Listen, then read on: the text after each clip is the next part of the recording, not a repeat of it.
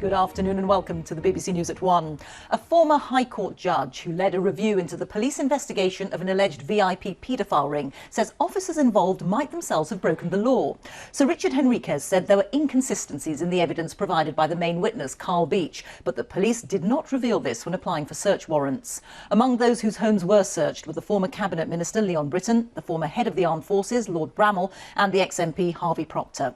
Beech was jailed last week for inventing the claims. Angus Crawford reports. Carl Beech, described in court last week as a manipulative, devious liar whose false allegations launched Operation Midland.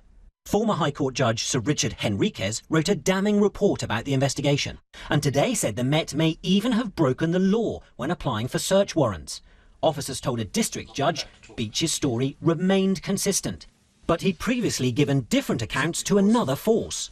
There's no allegation any officer deliberately misled the court, but that's little comfort for Harvey Proctor. It's been very difficult, if for me, for my partner, for my friends, and obviously for others caught up in this mania.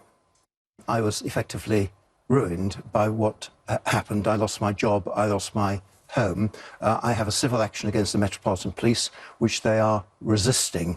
Back in 2014, Beech's fantasies about a high-profile paedophile ring were taken at face value by police. I had poppies pinned to my chest whilst they did whatever they wanted to do. But his claims about ex-MP Harvey Proctor, Lord Britain, former Prime Minister Sir Edward Heath, torture, are you suggesting that and Lord Bramall, once head of the British Army, were all lies. And after 18 months and more than £2 million, the inquiry collapsed. The police watchdog cleared officers of any misconduct, and the Met says it acted in good faith. Beech is now behind bars, but his lies still haunt his victims and damage the credibility of those who investigated them. Angus Crawford, BBC News.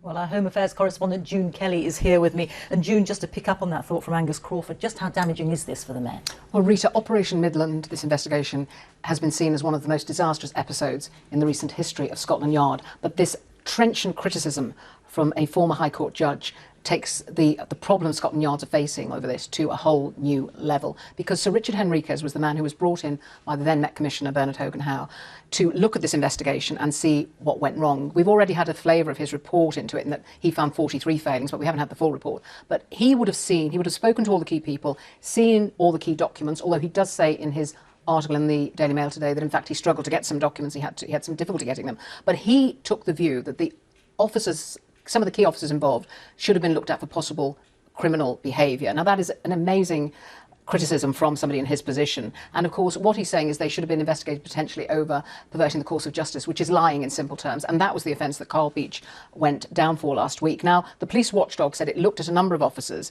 involved in Operation Midland and it decided that they shouldn't face any misconduct hearings. But Sir Richard is saying, never mind misconduct, they should have been looking at potential criminal behaviour here. So he is very vocal in what he thinks should happen now. The other thing that we are still awaiting is his full report, because Scotland Yard said they would publish it at some stage. We thought we might get it last week when the Beech trial ended, but we are told that will be published sometime in the future. And of course, then Sir Richard will flesh out just all his criticisms, of which we've only had a taste today. OK, June, thank you.